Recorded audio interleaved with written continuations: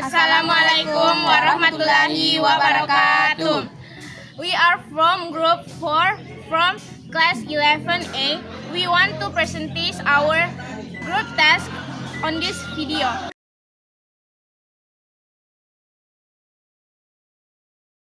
Hey, what's wrong? You look sad, TV. What is happening with you? I'm missing my grandma, guys. When the last time you met her? It's about 3 years ago. Wow, it's been a long time. Where she live right now? In Bulukumba. So go to Bulukumba and meet with her.